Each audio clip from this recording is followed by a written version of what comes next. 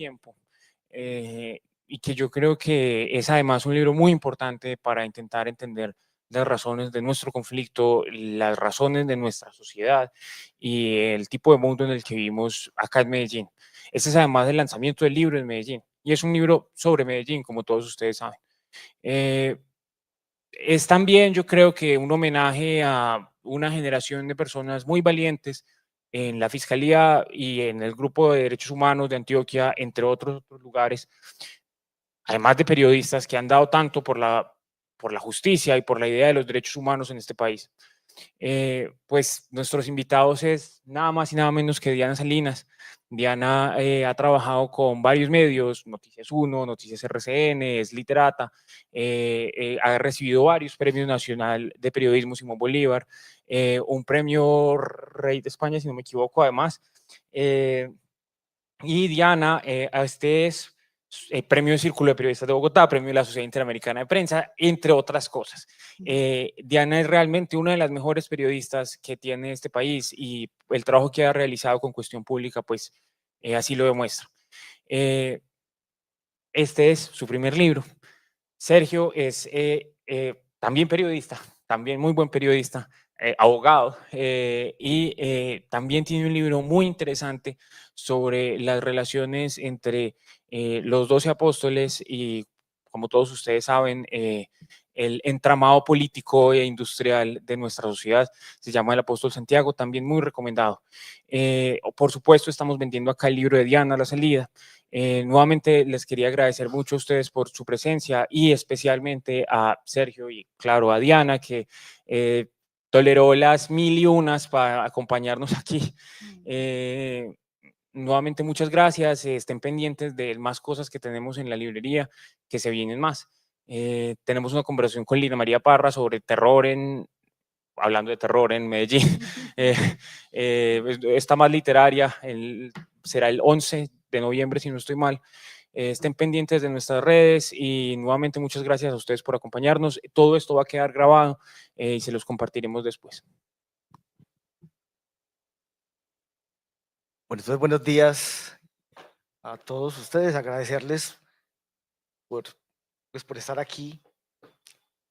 Ahorita que venía en el carro, me pareció importante tomar esos apuntes. Una nota introductoria y necesaria. 1980, Fernando Uribe Senior, Aerocivil, Álvaro Uribe Vélez, Cartel de Medellín. 1982, Alcaldía de Medellín, Jaime Cardona Vargas, El Hombre Malboro, Belisario Betancur. 1983, San Roque, Guacharacas, Alberto Uribe Sierra, Tranquilandia. 1992, Yarumal, La Carolina, Santiago, Los 12 Apóstoles, 533. 1995, Pichilín, Francisco Villalba, Ituango. 1995, Gobernación de Antioquia, Álvaro Uribe Vélez, Pedro Juan Moreno Villa, Convivir, Ituango. 1996, La Granja, Ituango. 1997, El Aro, Francisco Villalba, Cristian Barreto, Jesús María Valle, Eduardo Maña Mendoza, El Cóndor, San José del Nus, Gallón Henao, Villegas Uribe, Guacharaco, Uribe Vélez, Bloque Metro, Juan Guillermo Monsalve, Pineda. LN, Arboleda, J, Abril, 1998, San Jerónimo, Memín, Cadavid, La Alpujarra, Gregorio Oviedo, Parqueadero Padilla. Iván Velázquez Gómez, Jacinto Alberto Soto Toro, Lucas, Montezuma, Autodefensas Campesinas del Córdoba y Urabá, ACU, Carlos Castaño Gil, Vicente Castaño Gil, Autodefensas Unidas de Colombia, AUC, 2002, Álvaro Uribe Vélez, 2012, Iván Cepeda Castro, Juan Guillermo Monsalve y Pineda, Óscar Monsalve. Cada nombre, apellido y fecha tiene un significado en este libro, El laberinto del Parqueadero Padilla.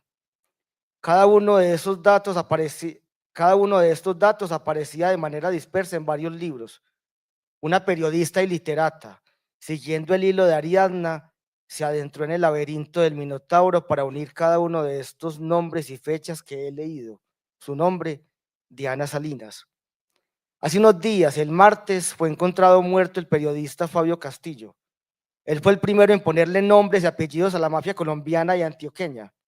Una de esas familias, Uribe Vélez, cuyo patriarca tuvo pedido de extradición. Fabio fue el pionero, Diana cultivó el legado. Como se lo dije hace unos días cuando me entregó su libro impreso, ella encontró el músculo financiero de la máquina de guerra que fueron las AQ y las AUC. Pasaron 27 años y varios meses para que la verdad periodística, a falta de la verdad judicial, saliera a la luz. Gracias, Diana. Sergio, tan bello, gracias. Yo quiero hacerte un paréntesis para agradecerle en primer lugar a Simón por estar y a la librería Ex Libris por estar aquí. Yo le dije a él por WhatsApp que, bueno, que no pensaba venir a Medellín y que no fue sino que él hiciera la invitación y yo dije, listo, no vamos, hay que ir. Y hay que ir por cada una de las personas que está aquí. Y yo estoy muy feliz, muy feliz de verles, de poder estar conversando sobre este libro y a vos, Sergio, porque también Sergio, para quienes no sepan, fue uno de los lectores previos digamos, cuando hubo un segundo borrador, Sergio lo pudo leer y gracias a sus comentarios también es que surge este tercer borrador y queda mucho más expedito. Gracias, Sergio. Hay dos nombres muy importantes que yo lo menciono en esta nota introductoria y es como para ir hilando la conversación en cuanto a este libro. Y es el caso de Memín, alias Memín, cuyo nombre es Luis Arnulfo Tuberquia. Él, para quienes no conocen, él fue comandante del bloque occidental de las AUC en el occidente antioqueño. Tuvo incidencia en Toledo, Ituango, San Roque, perdón, Toledo, Ituango, Peque, Santa Fe de Antioquia y un municipio muy importante que se llama San Jerónimo. Precisamente de ese nombre de San Jerónimo es hacia donde se dirigía días previos a abril de 1998 un vehículo con unos uniformes. Diana, después de este libro, ¿por qué crees que era supremamente importante que el CTI y la Fiscalía hicieran ese allanamiento?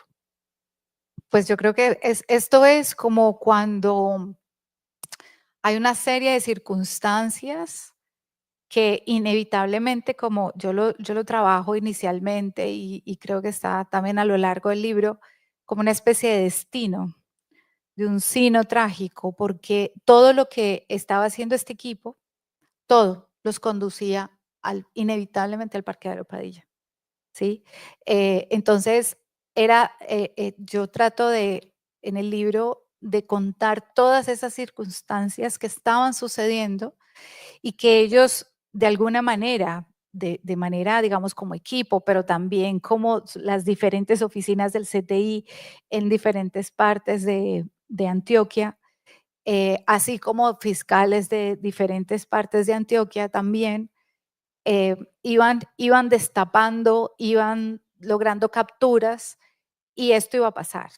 O sea, iba a pasar porque ese grupo ya le tenía voy a hablar un poquito como medio caleño, ya le tenía la cuerda pisada a la SACU. Y algo que también se podía interpretar en el archivo es que este grupo de fiscales, lo más dentro de las cosas que a mí me parecieron más heroicas, era poder leer el momento, que eso no es tan fácil. No era tan fácil saber, por más de que en Antioquia y en Medellín, digamos que se hicieran explícitos los grupos y demás, no era tan fácil, por ejemplo, dar con el nombre, con qué nombre ellos tenían, no era tan fácil saber qué tipo de organización era, porque era una organización rara, distinta, si bien ya Colombia había tenido una experiencia con el paramilitarismo, estos paramilitares de finales de los años 90 son distintos, son federados. Entonces, esta idea de tener un cuerpo cuasi independiente en cada pueblo o en cada hacienda, que tuvieran un trabajo un manejo de finanzas confederado, yo le hablo ahí de franquicias, eso no era tan fácil. No era tan fácil entender que habían unas nóminas para el momento. Quizá 2 años después o incluso meses después se pudo ver con más claridad, pero para ese momento, en el momento del hallazgo, fue como el resultado de una serie de un trabajo intenso que venían teniendo desde el 96, pero sin duda el 97 marcó para este equipo todas esas circunstancias que los iba a llevar hasta el parqueadero. Luego de leer el libro, y ustedes, pues quienes no lo han leído, cuando se acerquen a las conclusiones que son supremamente importantes a las cuales llega Diana, menciona unas circunstancias muy particulares. Primero, en la presentación del libro que hace María Teresa Ronderos, que es la periodista que escribió el libro Guerra Reciclada, que es donde ella condensa y consolida lo que fue el aparato criminal de las Autodefensas Unidas de Colombia. A lo largo de este recorrido nos damos cuenta de cómo se nutrió con finanzas, con aportes, esta máquina de guerra. Hay algo supremamente importante, Diana, y que a mí me sorprendió, es cómo llegaste a cruzarte con las franquicias y los nombres de las empresas reales en las cuales se escondía esta financiación. Es decir, ¿cuál fue como el clic que te llevó luego de explorar todo el expediente y encontrar esos 2 puntos, como fueron las empresas con las cuales se financiaba esta máquina de guerra? Sí, el expediente es si hoy en día pudiéramos verlo físicamente, es un expediente absolutamente deslavazado, está dividido por cuadernos casi cronológico y tiene una parte que son expedientes, se me va el nombre. Bueno, no son los expedientes, digamos, administrativos, sino que son otros expedientes que alimentan este otro. Ese que alimentan, ya me acordaré el nombre, anexos, gracias. En los anexos están las perlas. Entonces, yo al revisar los anexos me di cuenta, en los anexos estaban las interceptaciones, en los anexos estaban los informes, la mayoría de informes financieros. Y si bien la fuente que me entrega el expediente completo, medio que me explica algo porque tengo la sospecha de que entender ese expediente no es nada fácil. Después de 2 años de ingresar y tratar de encontrarle la estructura, hay 2 elementos que fueron claves. Uno, en el allanamiento había una listita de los códigos de cada disquete. Y esa listita, que es un cuadradito de nada, está por allá perdida en uno de los cuadernos de los anexos. Y allí era el código con el cual las secretarias digitaban las empresas criminales, digamos, cada uno de los grupos. Y esos grupos estaban bajo un código que no era ni tan código, que era por haciendas, nombres de haciendas, que en algunos casos tenía que ver con un lugar, en otros casos no, pero siempre era un grupo de la SACU. Entonces, había allí unos códigos y luego en otra parte encontré el listado, porque también estaba como pegado en los escritorios, el listado de cuál alias manejaba las finanzas de esas haciendas. Entonces, con eso me fui a los disquetes y en los disquetes está disquete 1, tal cosa, disquete 2. Esos códigos estaban en esta lista. Entonces me decía 1, 2, 3, 4, 5, 6, 7, hasta 50 o más de 50. Y entonces yo entendí que ese 1 era el disquete 1. Entonces, claro, cuando se abría el disquete 1, estaba todas las nóminas de los alias allí explícitas. Con eso pude, por ejemplo, se puede establecer, incluso la fiscalía podría hacerlo si quisiera, podría establecer, por ejemplo, cuánto costaron la masacre de Pichilím, cuánto costó la masacre del Aro, muchas masacres están allí por los años. Uno puede establecer esa relación. Por otra parte, también el expediente contenía, y de eso me di cuenta gracias a un informe que hay en el expediente, en donde dice que el disquete madre, donde estaban las cuentas propias de la SACU, era el disquete 39. Y cuando abres el disquete 39, pues se abría Pandora. Entonces, allí pude establecer, por poner solo un ejemplo, los cheques de un empresario que yo nombro ahí. Entonces, yo podía establecer exactamente el código de estos cheques que me parecían deslavazadísimos. En ese disquete 39, ahí estaba toda la relación. Entonces, era casi un trabajo de datos, datero, que había que, y allí fue que desnudé la estructura. Entonces, entendí quienes hacían parte del negocio por ese disque 39 y entendí también la relación con las nóminas, ¿no? En las primeras audiencias que se celebran con Jacinto Alberto Soto Toro, alias Lucas, él cuenta allí, desentraña un poco los códigos muy silvestre, ¿no? Pero lo dice. Entonces, por ejemplo, tornillos eran las municiones, los jeans eran los uniformes, y así cada cosa tenía su código dentro de las nóminas. Y efectivamente tú notabas las nóminas por fechas y podías leer jeans tanto, ¿no? Con tanta plata. Y los hombres también tenían grupo, era jornaleros, tanto. Entonces se podía establecer, en realidad esas finanzas son bastante escabrosas, ¿no? Escabrosas. Algo que llama la atención y es que, es decir, de tanto explorar el expediente, fuiste entendiendo cómo se mimetizaba con nombres cada detalle de la organización. Es decir, ¿tú consideras que si la fiscalía en su momento hubiera tenido ese método de interpretación, sí habría podido avanzar más en la investigación? Yo creo que avanzaron muchísimo. Esa es mi impresión, ¿no? Pues es una impresión de una investigadora, periodista, ¿no?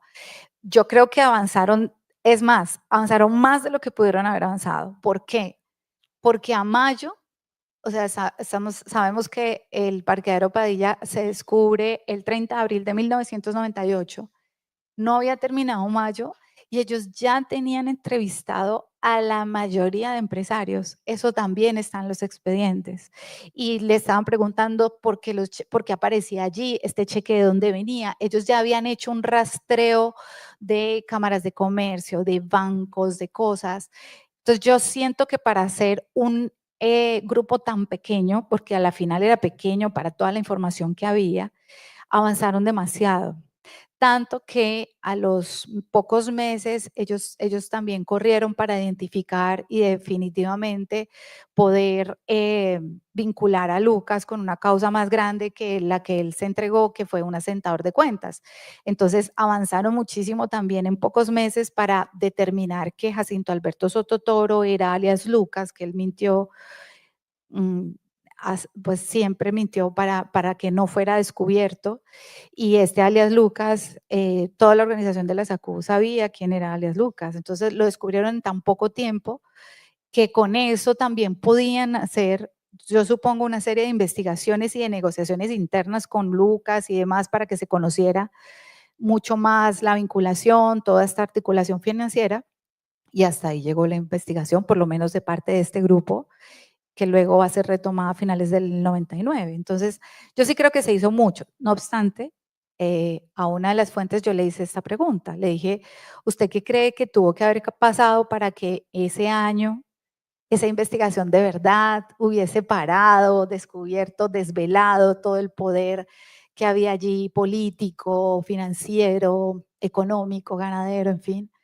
Y un poco la opinión de esta fuente, que es una fuente judicial, me dijo, yo creo que es que esto era para un equipo nacional, era para un equipo nacional, haber armado una cosa bien grande y de mucho apoyo institucional, pero nacional, porque el equipo de Antioquia estaba muy solo, estaba rodeado digamos, del tema criminal, estaban infiltrados hasta la saciedad. Entonces, si lo dejaban allí, ellos tarde o temprano o los mataban o no iban a poder continuar, que parte de lo que sucedió fue el exterminio, ¿no? Entonces, creo que fue tan grande lo que se encontraron que se necesitaban más manos, más cabezas, algo más grande para atajarlo, ¿no? Hay algo muy particular y es que luego de terminar el libro de Diana, yo encontré una conexión tremenda con la investigación que yo desarrollé para mi libro El Apóstol Santiago, y es lo que tiene que ver con las convivir. Hay un nombre que aparece en las finanzas del parqueadero Padilla, que es Ana Paulina Uribe de Lopera. Ana Paulina Uribe de Lopera era la amante de Javier Piedrahíta, que era un ganadero de Campamento Antioquia, que terminó con una convivir en Buenavista, Córdoba, cercano a Los Castaños, cercano a Mancuso. Entonces, cuando hablas de las franquicias, es muy importante entender es decir, esta modalidad de franquiciar, sí, esa modalidad de vender franquicias, en cierto modo también nutrió las finanzas de la SACU. Por supuesto, porque justamente por eso eran franquicias, porque ellos entregaban, la idea de la franquicia, ¿cuál es? Pues que usted explota con un nombre, lo económico de ese nombre y esa marca, ¿cierto? Y abre como una especie de sucursal, oficina y demás. Bueno, estos grupos, cada uno tenía una promesa económica por los cuales había múltiples negocios. No solo era el negocio de financiar lo paramilitar. En realidad, lo que allí había era, creo que era el primer negocio público privado de ese gobernador.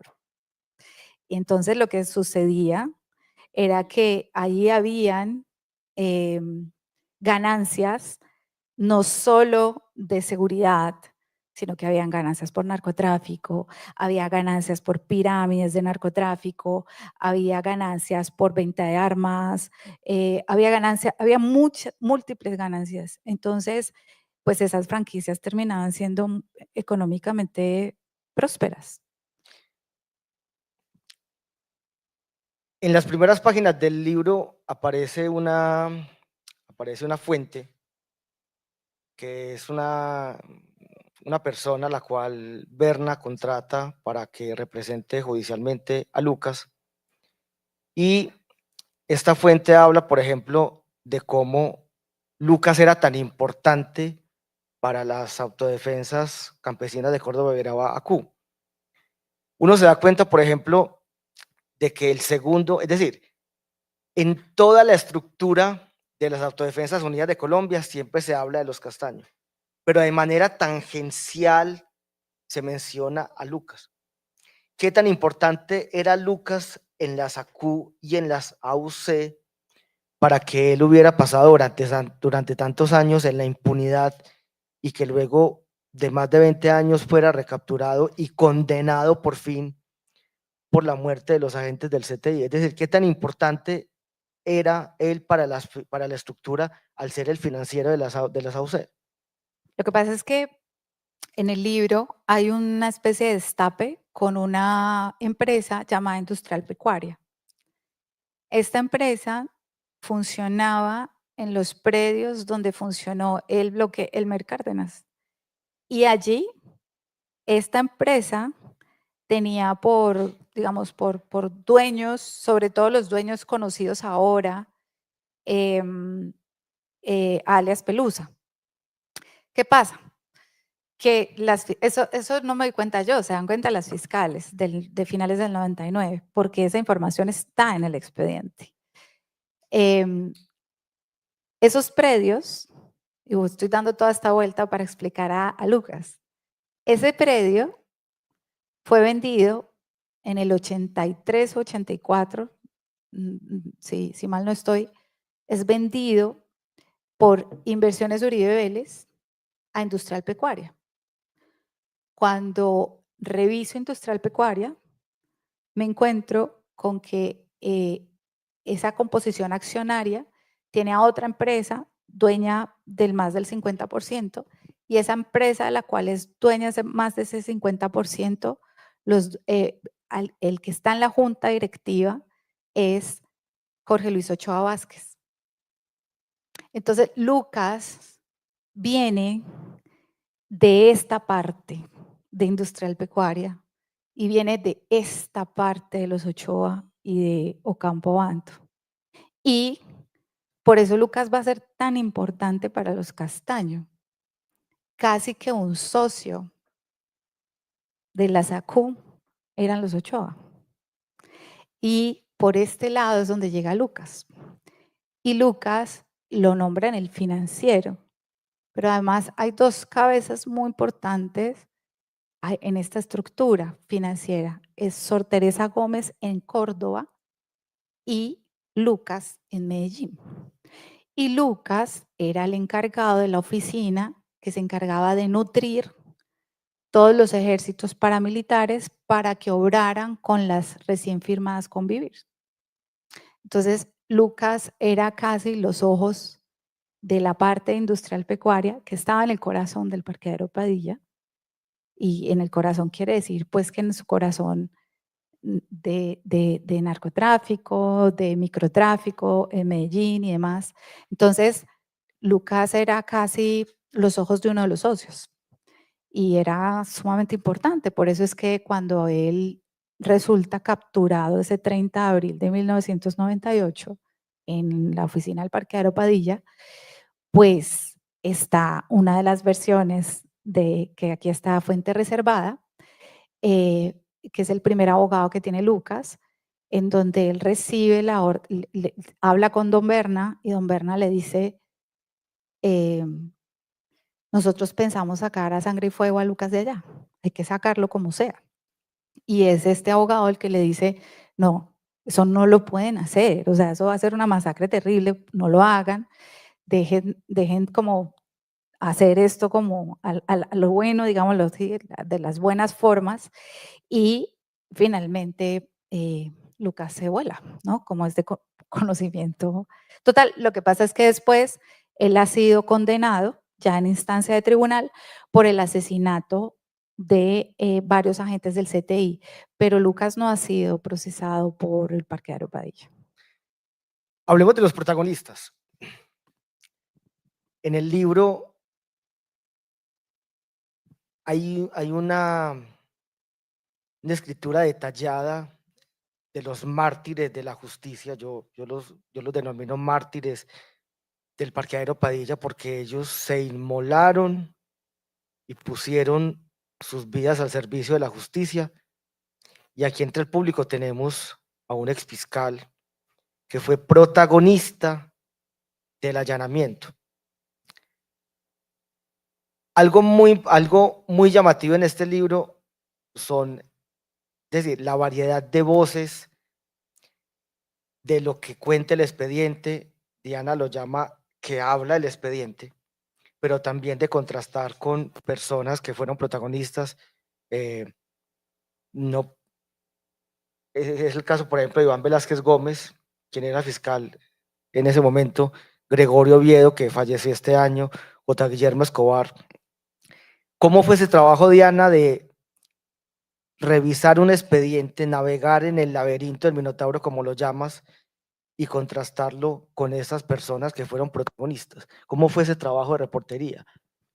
Y más que todo, y sobre todo un tema muy puntual, fueron 3 años en los que te dedicaste completamente a esto, en un expediente que, pues, los que lo conocemos sabemos que es innavegable, porque encontrar esas conexiones como las encontraste es muy difícil. ¿Cómo fue ese trabajo de escritura? Sobre todo porque hay algo que me llamó mucho la atención, y es los fantasmas que te persiguieron. O sea, los fantasmas que te persiguieron, las pesadillas, lo difícil que tú mismo manifiestas fue escribir este libro, pero cómo fue ese trabajo de reportería y de contrastarlo con esas voces, pero también con los protagonistas. Bueno, cuando había un libro planteado antes de este, que tenía otro desarrollo. Y todo cambió cuando encuentro a Juan Guillermo Monsalve, alias Guacharaco, entre las nóminas que habían en el parqueadero Que esa Padilla. es la conexión entre el parqueadero Padilla y el juicio de Álvaro Uribe. Exacto, sí. Yo le digo el caso porque pues es todo un caso, ¿no? Más allá del juicio. Entonces, cuando lo encuentro, pues el libro da vuelta y es otra cosa. Y empiezo a hacer, a encontrar ese puente entre el pasado y el presente, ¿sí? Y en ese puente, pues ya ahí tenía dilucidada varias de la información y de qué quería contar del parqueadero en torno a este presente, ¿sí?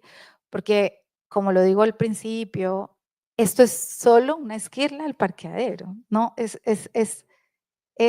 casi como, sí, como un copito, porque el parqueadero es muy grande y se podría hacer muchísimos libros, no sé cuántos, pero se podría hacer muchos. Y esa parte, ese hilo que extraigo está en relación con ese presente. Allí la investigación fue como dando sus frutos en términos de esa convergencia entre un lado y otro, entre un expediente y otro. Y todo estaba así hasta cuando en esas matrices, tras de unas matrices de, de investigación, y empezaron a aparecer documentos que no tenían por qué aparecer. Por ejemplo, levantamientos de cadáver. Resulta que también tenía otro expediente, que era el expediente de los agentes asesinados, varios, casi todos. Ese expediente que casi no había visto hasta ese momento, porque el parqueadero está lleno de referencias, ejemplo, investigador 3330, 3340, porque en ese momento no se ponían los nombres de las personas que hacían parte de los expedientes, de los investigadores ni de los fiscales, porque eran tiempos en que la justicia tenía que estar con códigos dada la cantidad de amenazados y muertos que había en el momento. Entonces, el expediente no me hablaba de personas, me hablaba de números y códigos. Cuando en estas matrices empiezan a aparecer los levantamientos de cadáver, pero insistentemente, era como, no sé, 2 de la mañana, 3 de la mañana, y aparecía ese documento. Además, por demás, son documentos muy fuertes, muy, muy fuertes. Y las fotos de estos agentes asesinados. Entonces, eran fotos durísimas, es un material muy fuerte por demás. Y ahí me detuve. Y dije yo, bueno, ¿qué pasó? ¿Qué es lo que me querés decir? ¿Quién eras vos dentro de este expediente?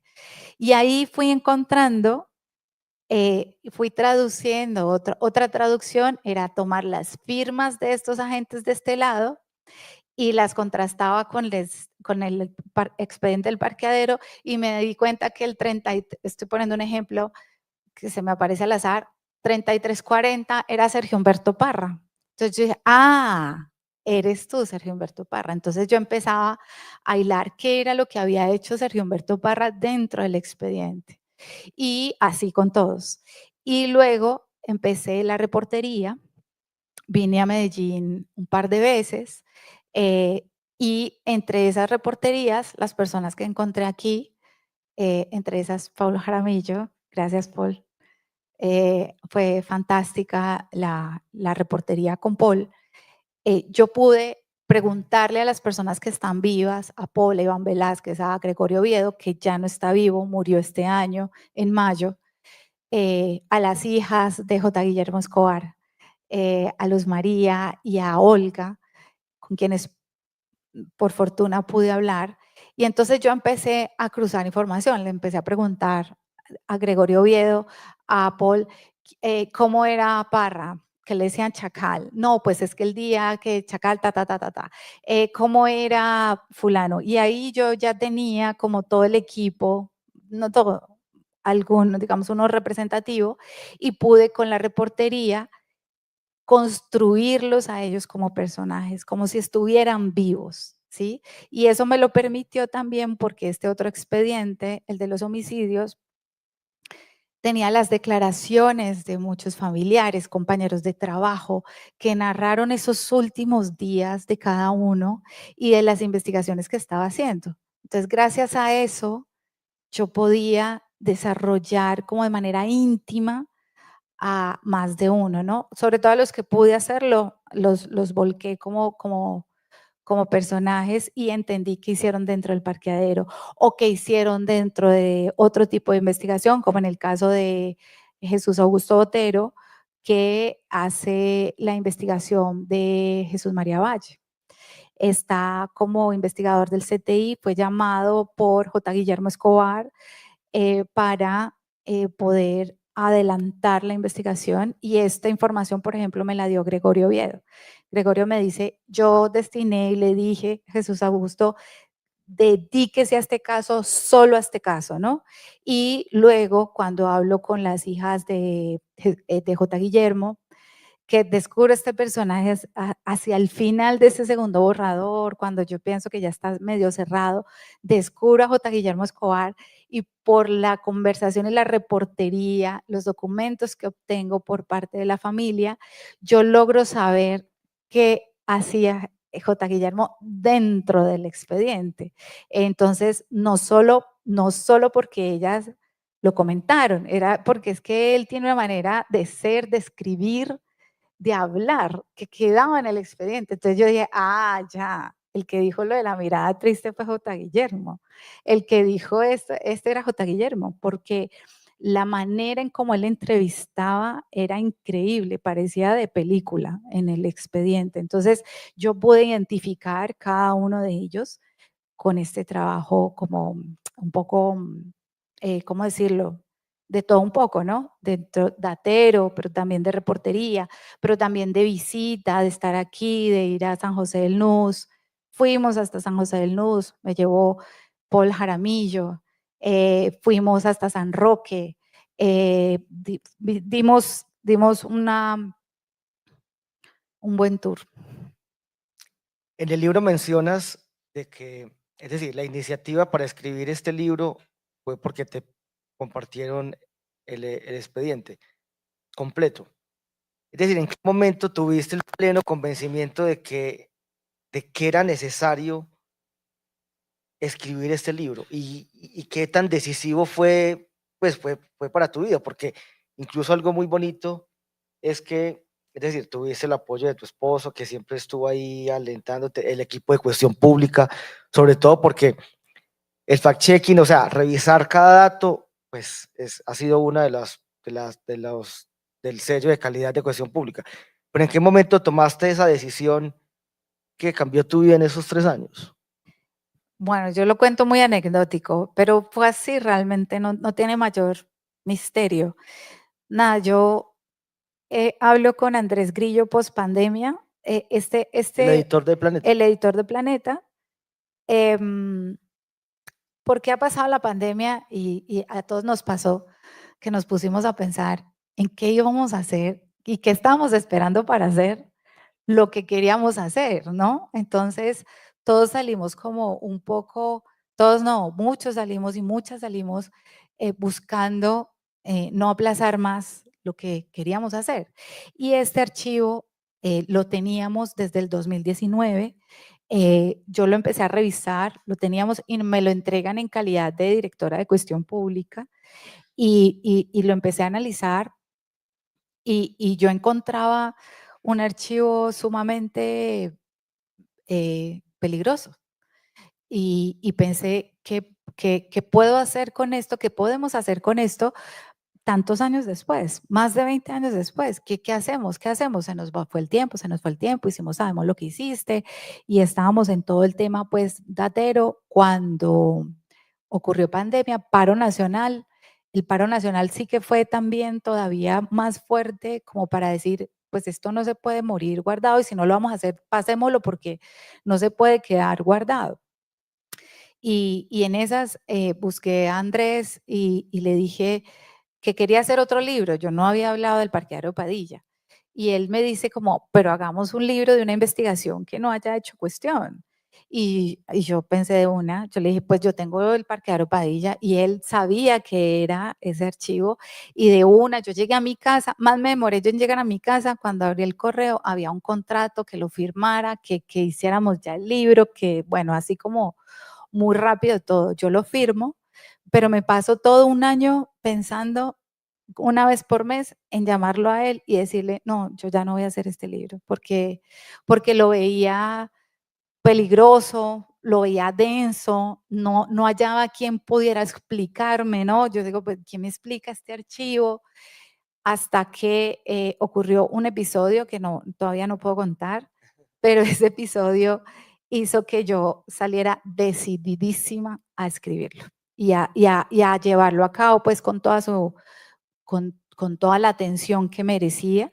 Y en esto hay que decirlo, Cuestión Pública me dio el tiempo para que yo me metiera de cabeza en la investigación y pudiéramos sacar el libro que ustedes hoy están leyendo.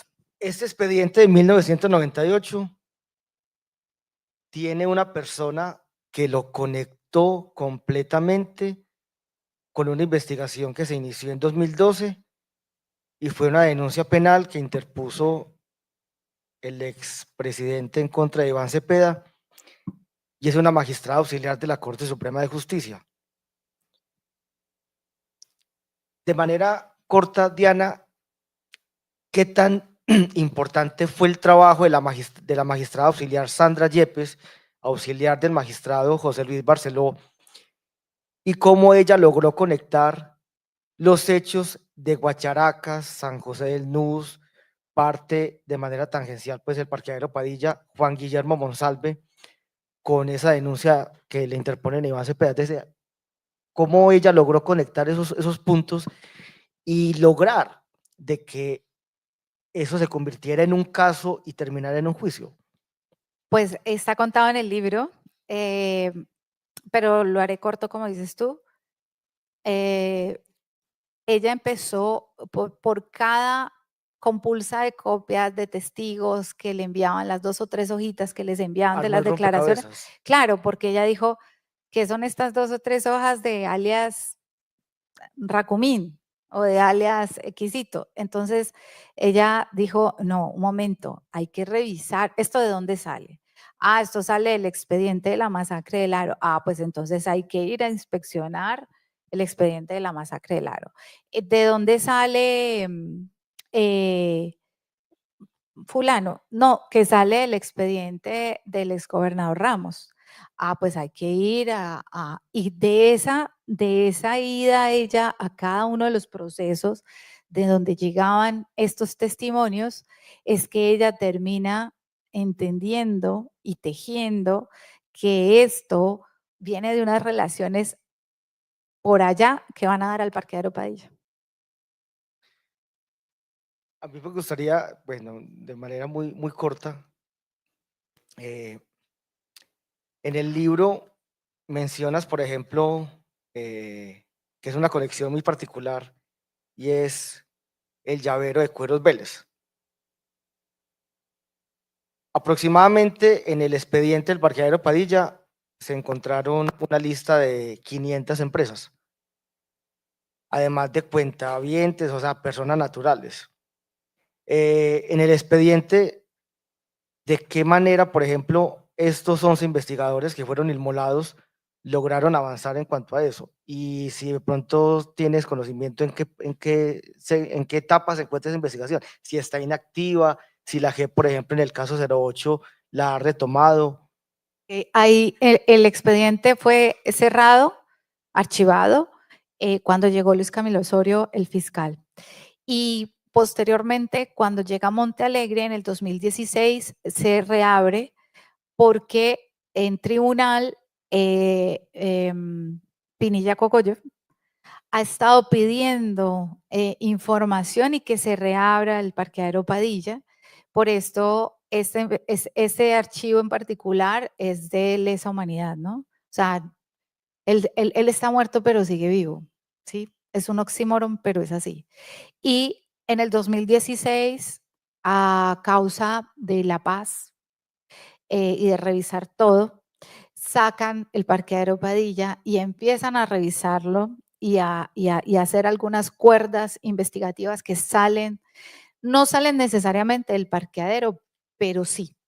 Entonces, por ejemplo, sé que Maderas Pisano tiene una investigación muy fuerte por su vinculación con los grupos paramilitares y con financiación directa. Y hay otras 2 o 3 cuerdas más abiertas digamos, en etapas de juicio y avanzadas. Pero hasta ahí.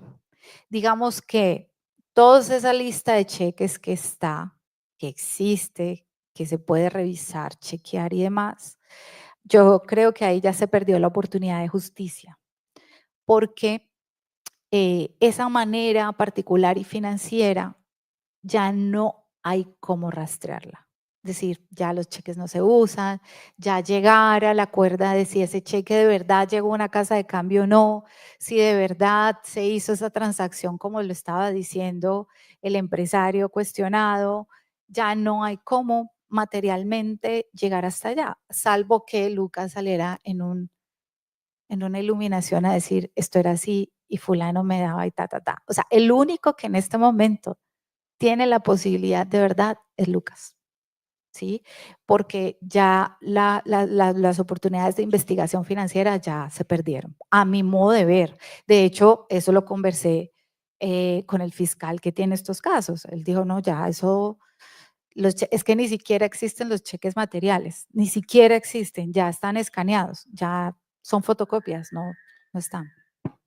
La conclusión más importante que está en el libro es que es decir, las Autodefensas Unidas de Colombia o las ACU estaban tan bien organizadas que tenían estructura política, tenían financiación, tenían representantes en los estamentos políticos, que es el caso, por ejemplo, de la gobernación de Antioquia con Pedro Juan Moreno Villa, y uno comienza a unir estos puntos de conexión en el caso de Pedro Juan Moreno, en el caso, por ejemplo, de Jesús María Valle, y recientemente, por ejemplo, un testimonio de Francisco Villalba, alias Cristian Barreto, genera una compulsa de copias contra el expresidente.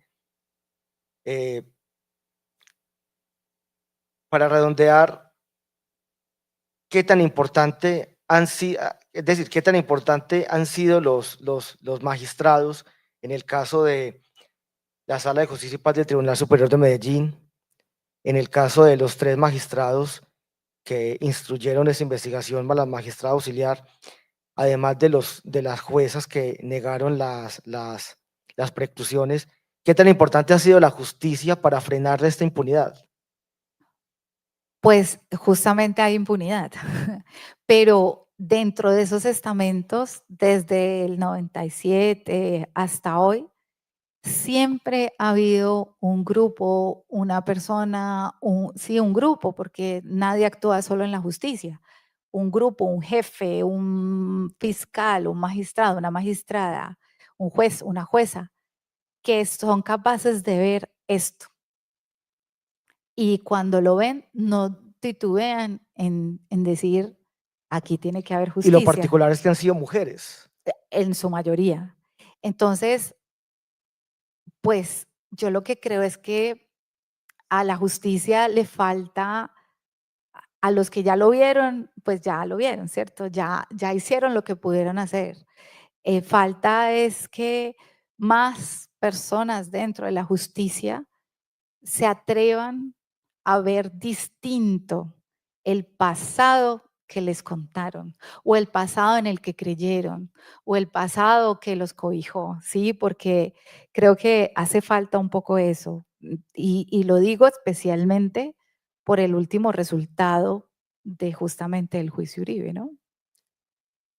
Gregorio Oviedo, que como mencionas, falleció en mayo, él tuvo la oportunidad de leer el borrador. ¿Cuál fue esa última impresión de él ver cómo en este libro está el testimonio del trabajo que hicieron esos mártires? ¿Qué fue lo último que te dijo? Bueno, Gregorio, además de tenerle suma admiración, Gregorio era un cascarrabias, ¿no? Era primero como jefe del CT de Antioquia, yo lo defino como un cazador, ¿no? Era pragmático, racional, 1+1=2 y nos vamos por este tipo y tal. Era sumamente certero con sus pesquisas y con su equipo y un gran también armador de equipo, me pareció a mí. Ya en esta etapa, él era un cascarrabias porque él era un corregidor de datos, de todo, ¿no? Yo le decía, no sé, hablábamos de tal tema y yo podía estar hablando una frase de 2 o 3 cosas y él de esa frase me corregía 2 detalles, ¿no? Como que me pedía absoluta precisión, tal. Entonces, cuando él lee ya este borrador final, pues yo estaba muy preocupada de, de que él fuera a corregir muchas cosas. Finalmente, esa llamada la tengo grabada. Yo lo grabé a él sin saber que iba a morir 23 días después de esa llamada. Y me dijo, bueno, yo encuentro objetivo su libro. Lo encuentro bien. Yo solo le voy a decir 3 cosas. Entonces yo empecé a apuntar y yo le dije, venga, pero ¿usted cree que esto lo tengo que cambiar o se tiene que cambiar? Y él me dijo, no, no, no, no, no. Todo está objetivo. Yo lo encuentro objetivo.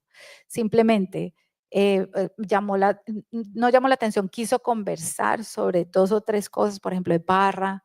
Me dijo que él no conocía la versión de la amiga de Parra, no la conocía y que él quedaba preocupado de lo que había pasado en Tulcán, Ecuador y en Pasto Nariño, en ese operativo, porque me dijo, porque Parra me dijo fue esto, pero yo no sabía esto, ¿no? Como que quedé preocupado por eso. Yo voy a indagar en esas interceptaciones que usted tiene.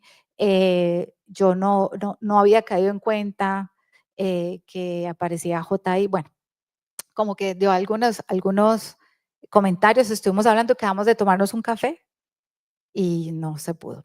Pero esa fue la última, estaba muy contento y algo muy lindo que pasó, y aquí tengo que hablar de Amelia Pérez. Amelia, su esposa, era en este momento, en el 98, era fiscal de derechos humanos en Bogotá y es Amelia en la que va también como casi paralelo a las investigaciones por otras vías, ¿no? Como todos terminan Y confluyendo. que es ella quien logra dar el dato para que identifiquen a Lucas. Exactamente. O sea, ella es fundamental no solo por eso, sino porque también tuvo después las investigaciones de algunos investigadores del CTI que asesinaron. También los conocía, también pudo dar datos especiales, específicos. Eso fue muy importante. Y Amelia, a quien fue al lanzamiento del libro en Bogotá, me dijo, Oviedo estaba muy feliz, después de leer el libro quedó muy feliz. Bueno, ese fue Oviedo, ¿no? ¿Y cómo ha sido, bueno, el público en general, el gremio periodístico, cómo ha sido cómo ha recibido este libro? Es decir, ¿qué opiniones has? He tenido, pues es que como el libro es gordito, hay muchos que van como por la mitad, otros van por la tercera parte, algunos como tú ya terminaron. Yo creo que la mayoría que hasta ahora han podido terminarlo, ¿Y los eh, protagonistas qué opinión? pues yo creo que con casi todos súper bien, porque yo hice algo en el periodismo old school no se suele hacer, pero este periodismo sí.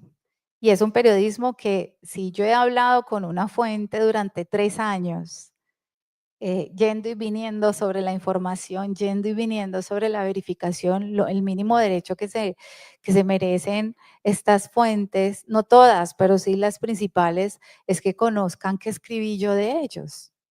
Entonces, casi todos pudieron leerse, casi todos. Entonces, y todas. Entonces, pues básicamente muchos ya sabían que venía, ya sabían y en efecto eso sirvió muchísimo porque habían datos que corregir, ¿sí? Los periodistas nos equivocamos en nuestras interpretaciones todo el tiempo. Entonces había interpretaciones en donde yo creía haber escuchado que era jueves y mentiras, eso no fue un jueves, fue un viernes, ¿no? Entonces todo este recaudo de información y de verificación también. Entonces, bueno, ellos súper bien, creo que muy asustados, la mayoría, asustados como, pucha, ¿qué se viene? Pero convencidísimos de que había que hacerlo, de que estuvo bien y de que se sostienen también, ¿no? Se sostienen en lo que dijeron, en los hechos y demás, y en el trabajo riguroso de verificación que se hizo. Lo otro es que en el gremio, si se puede decir así, pues es que yo pertenezco al gremio de los periodistas independientes. Y yo creo que ahí todavía no se lo han leído todos. Entonces, bueno, pero muy bien en y la gran general. prensa no le interesa. Yo creo que sí, yo creo que sí, yo creo que sí le interesa. Lo que pasa es que seguramente no lo dirán a boca llena, ¿sí? O bueno, lo interesará hablarlo conmigo, en fin, pero sí sé que muchos lo están leyendo y he recibido muy buenos comentarios y pues miren que ya va por la segunda edición. A la segunda semana de haber salido el libro, ya Planeta no tenía libros y se tuvo que sacar la segunda impresión y hoy, entre ayer y hoy, ya salió la segunda impresión a librerías y, y estoy segura que esta también se va a agotar muy rápido por informaciones que tengo. No, y yo sé, Diana, que sos muy modesta, pero desde el comienzo yo te dije que en la próxima edición del Premio Simón Bolívar, este libro será premiado como el mejor libro periodístico. Pues te lo digo desde ya. Bueno, Y bueno, yo aquí quiero decir que, y esto también es algo que se lo repito mucho al equipo de Cuestión y a la equipa de Cuestión, pues no hacemos esto para los premios, hacemos esto para ustedes. Y para mí el premio más lindo de todos es que se esté leyendo. Y para mí sí es una necesidad, más que recibir palo, porque sé que voy a recibir palo, pero estoy preparada para eso también. Y también el lector y la lectora son los dueños de su interpretación y puede que no les parezca y está bien, tienen derecho a su interpretación, a su lectura. Pero para mí lo más importante, lo más, es que este libro se ha leído. Para mí eso rompe la impunidad, rompe el silencio, llega a una nueva interpretación del pasado y creo que ahí hemos cumplido nuestra tarea. Creo que eso. bueno, de pronto algunos de los asistentes tendrán alguna pregunta. Este sería el momento. Incluso hay un amigo que está aquí entre el público que yo lo llamo el metrólogo, porque incluso está haciendo su tesis de doctorado sobre el bloque metro. Qué Y yo bien. sé que este libro le va a servir mucho porque ya aquí está condensada la parte financiera para que él entienda eso. Bien pueda.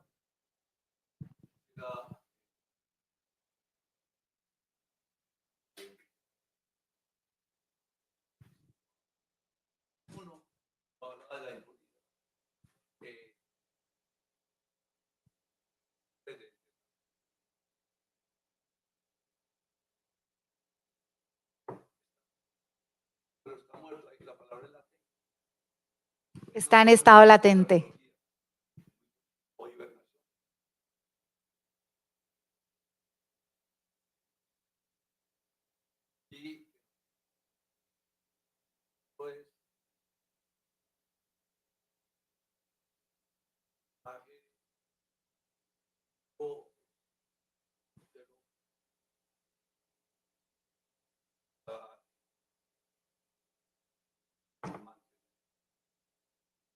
Cosa más perverso que ha oído el padre por fines Luis Camilo.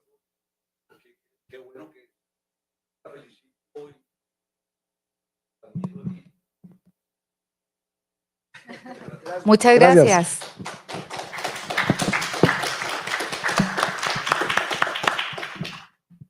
Quiero hacer un aporte con relación a lo que significa lo que se descubrió en el parqueadero Pailla. Pues en mi sentir y pues, la experiencia que he tenido como funcionario judicial, fui técnico judicial, posteriormente fiscal local, seccional y fiscal sin rostro, ya después litigante. Yo creo que algún día el candidato, hoy presidente, lo dijo que era la piedra angular de la historia social del país. ¿En qué sentido? En el sentido de que ahí se descubrió la lucha soterrada de clases que ha vivido Colombia desde hace 200 años en este sistema feudal que sigue campeando. Entonces, ¿qué sucede ahí? Ahí está absolutamente descrita el señor feudal y sus vasallos, ¿sí? Ahí está todo completamente. Y los señores feudales gobernando de un todo y por todo, absolutamente todo el establecimiento y el Estado de Derecho mismo. No es como una tiranía pues, del Estado de Derecho, un Estado de Derecho tirano, no, es el poder hegemónico completamente, porque ahí están todas las empresas que financiaron y son todas las empresas. Tuve conocimiento que fueron más de 40.000 cuentas que se hicieron las transacciones. De hecho, incluso por eso le pidieron la cabeza a Iván Velázquez, porque pues, ¿cómo va a meter 40.000 personas a la cárcel? Pues no caben, ¿sí?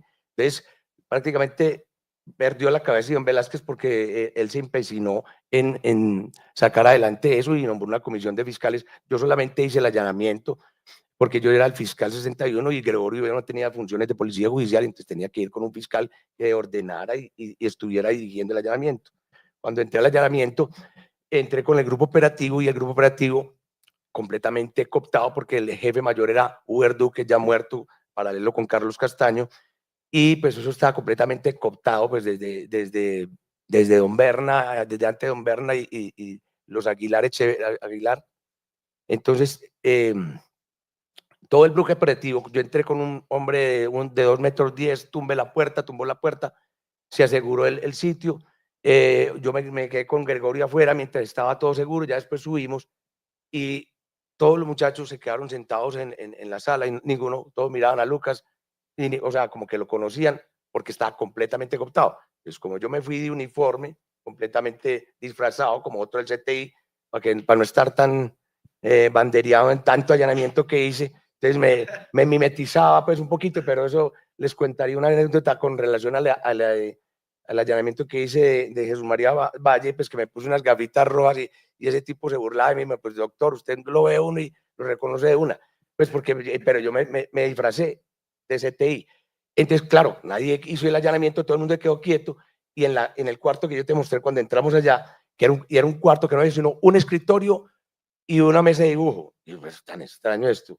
Y de entrada, pues la mesa de dibujo, pues no se le veía nada.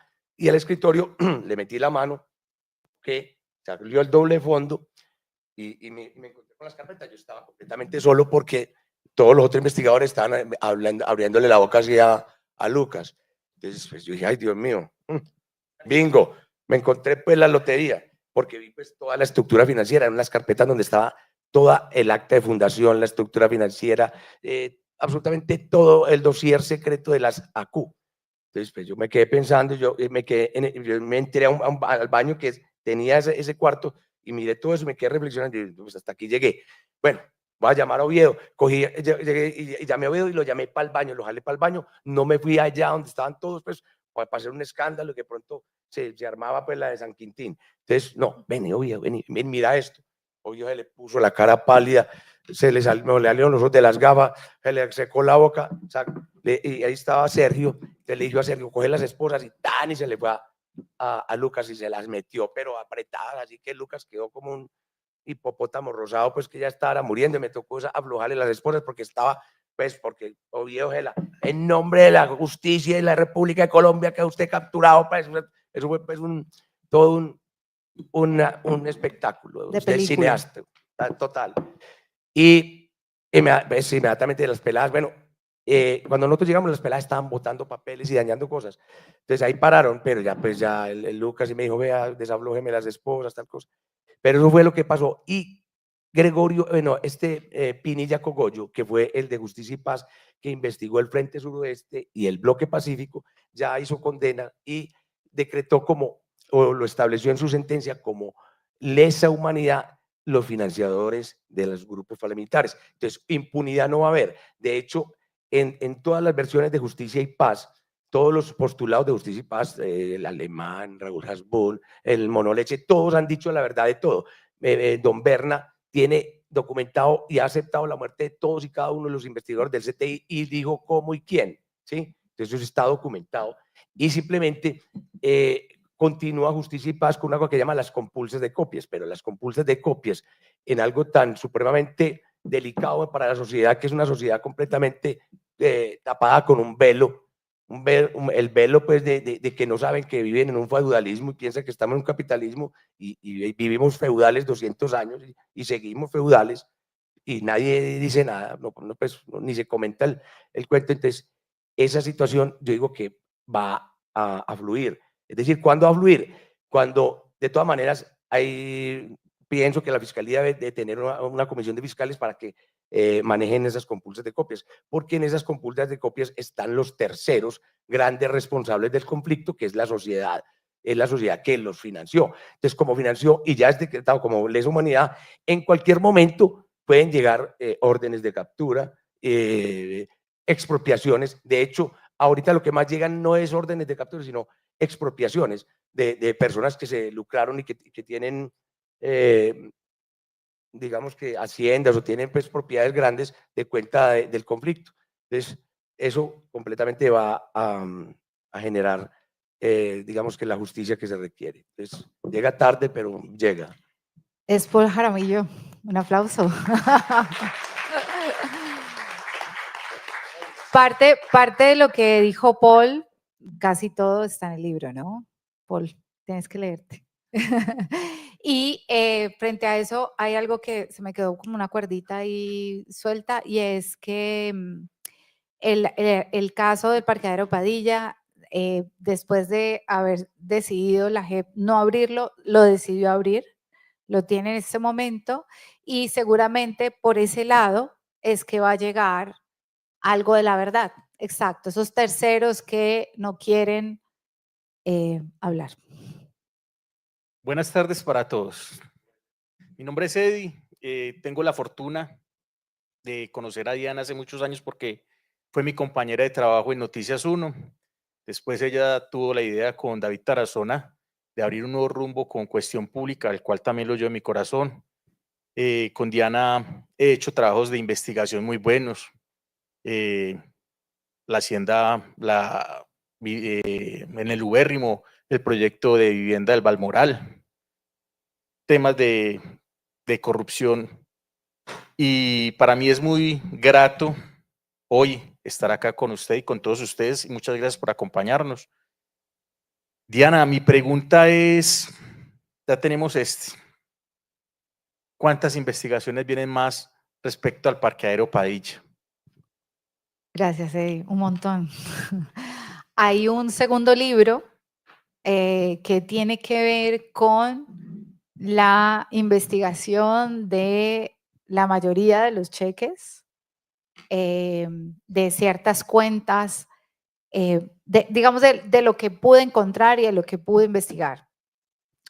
Ese segundo libro todavía no sé cómo va a salir, es decir, no sé si va a salir como libro, estamos pensando en un podcast o también esperar un poco para ver señales de vida y que podamos contar este segundo libro que sin duda es mucho más investigativo y analiza ya también con mucha reportería, digamos, el entramado de cheques, cuentas, nóminas y demás. Pues para empezar, todos los bloques paramilitares estaban en 1997 bancarizados, ¿no? Para empezar.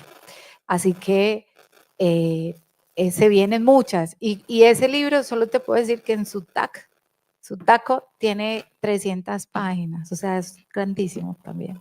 Entonces, pues vamos a ver cómo lo trabajamos para ver si sale a la luz. ¿Mm?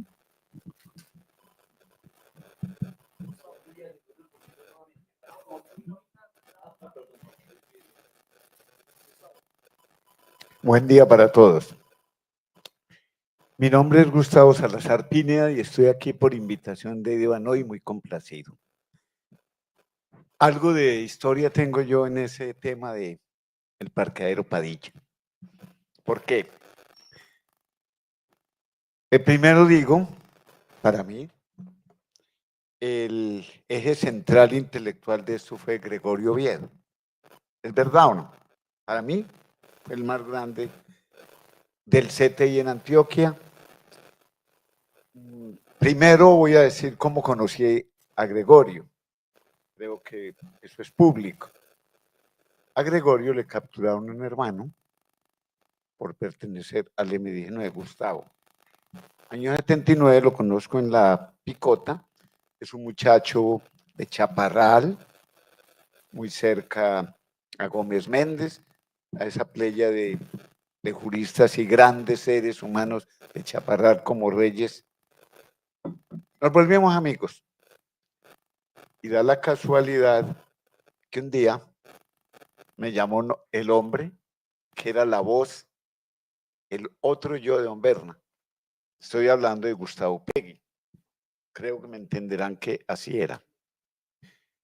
Gustavo Pegui, por ciertas razones, lo cito, el hermano de Pablo me dice, te necesito pedir un favor.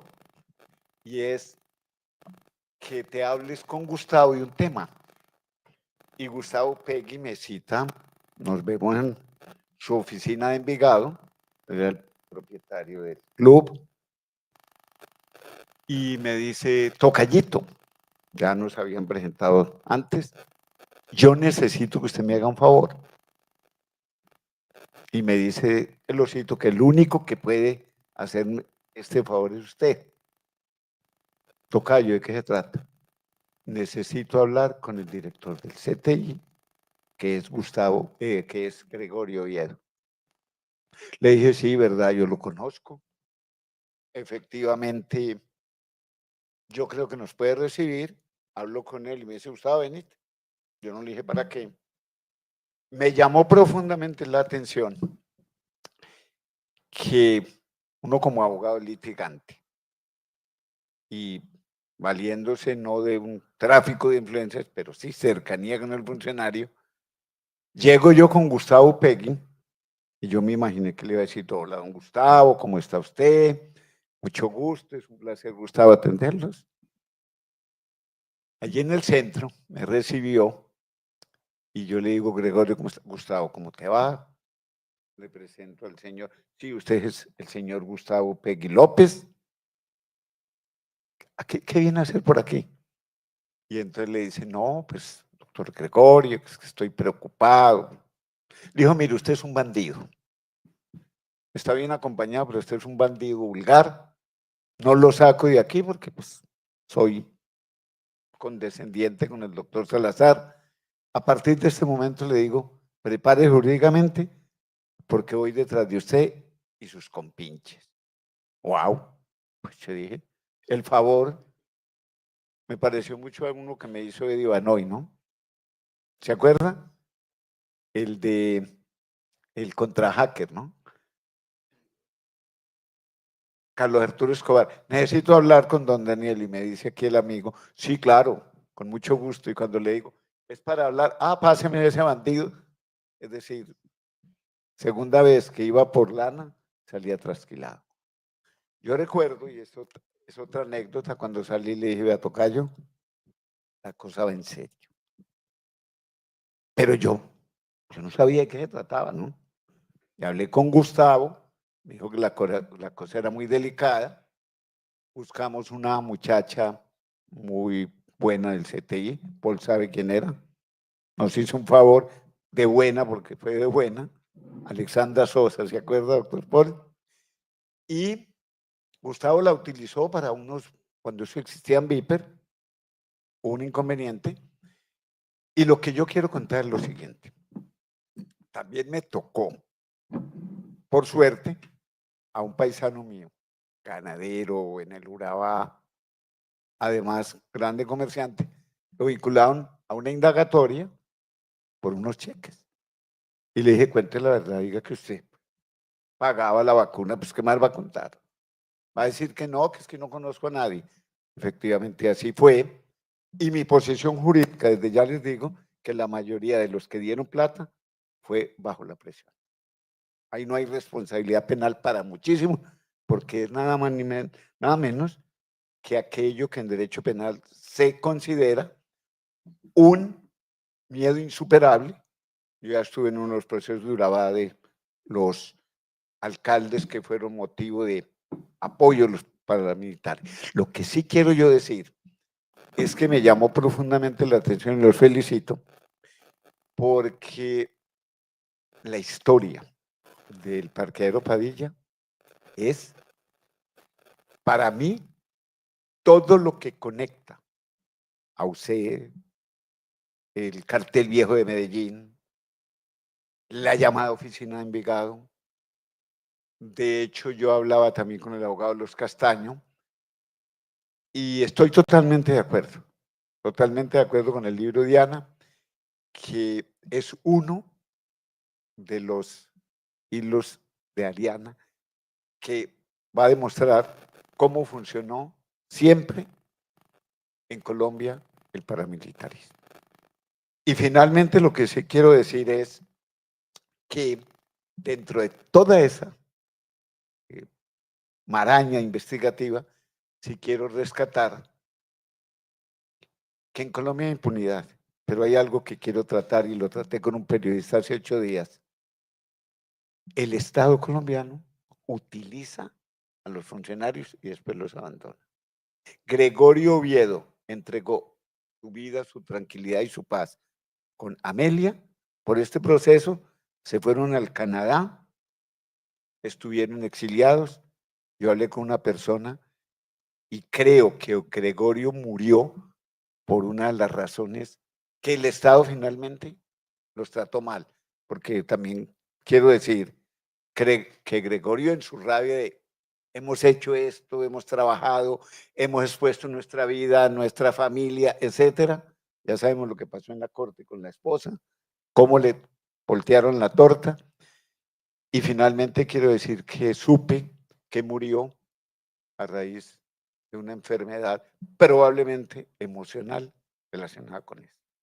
¿Por qué lo digo? Porque Gregorio fue el típico hombre que se puso la carga, nada más ni nada menos, de echarse al hombro la organización más grande que ha tenido Colombia, si no Latinoamérica, una máquina de matar, y terminó mal. Y es lo que yo le dije, inclusive a muchos fiscales, de ustedes los utilizan, les dicen que son lo mejor, y cuando ya hacen el trabajo, todo termina. Y no quiero contar más de lo que sé, porque Rogelio estaba en el CTI, sí o no, Paul Jaramillo, por esa época, y finalmente les cuento que con la hermana he tenido algunos procesos internacionales, y lo que me dijo es, doctor, qué porquería la oficina de Envigado. Lo primero que le dije a mi hermano es, usted sale en Estados Unidos, se quita la camisetica, no existe más la oficina de Envigado, y esa es otra de las razones por las que usted debe escribir todo lo que ha ocurrido con Rogelio Don Berna, en que estamos hoy en día, y llegó a una conclusión. Esto es apenas el abreboca. Falta mucho. Muchas gracias.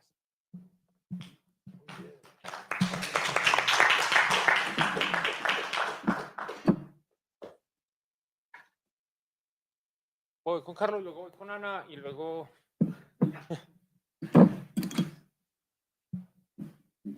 Diana, y gracias por haber venido y por la publicación. 3 cositas muy concretas frente a la pregunta que tú hacías de seguirle la pista a esos cheques. Desde mi experiencia, y es que creo que todos estos personajes dejaron migajas en las escrituras públicas, y las escrituras públicas están en los archivos de las notarías. Entonces, sigue los años, las fechas, y te vas a dar cuenta que en las notarías están una fecha y una fecha específica, y curiosamente vas a encontrar patrones y personas relacionadas con esos códigos. Creo que lo puedes encontrar en ese ejercicio que creo que ya nos pido en ese marco. Segundo, cuando hablabas de la industria pecuaria y las inversiones Uribe Vélez, seguirle la pista de inversión Uribe Vélez es muy interesante, porque yo tengo una hipótesis que te vas a Piemonte, donde estaba Macaco, y la tierra donde estaba Macaco la tenía inicialmente también Inversiones Uribe Vélez. Es una tríada muy particular, San Roque, Necoclí y Piamonte. Pero el tema que ahorita hablábamos ahí es esa finca que le vendió Inversiones Uribe al Mono Pelusa, a Inversiones Pecuaria. Hay una pista de aterrizaje, curiosamente en Necoclí, y es la única que está en extinción de dominio de la Virgen del Cobre. Esa es la única que no tiene solicitud. Entonces, hay como para provocarte y seguir indagando y cositas por ahí. Y lo que están diciendo es, lo que cuentan es que están persiguiendo mucho a los que se beneficiaron. Un ejemplo, a los 7 que condenaron directivos de Chiquita, 2 de ellos tienen tierra, la tienen en Urabá y está posiblemente avanzando y se le puede estar haciendo solicitud de extinción de dominio. Toda esa tierra alrededor de Puerto Antioquia, pues como para dimensionar todo lo que hay detrás. Y obviamente lo que dicen ahí es que todo el Parqueadero País es como la base donde vas a tocar toda la élite empresarial acá en Antioquia. Gracias, Carlos.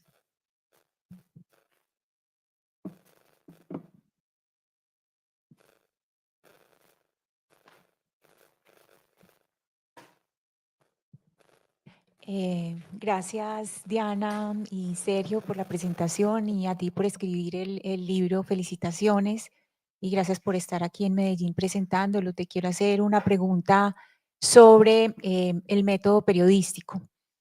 Cuando uno está haciendo la revisión de muchos expedientes y cuando hay el contraste, uno inclusive se da cuenta de quienes mienten en las cortes, que van y dan testimonio en distintas partes y a veces se contradicen o no son muy claros.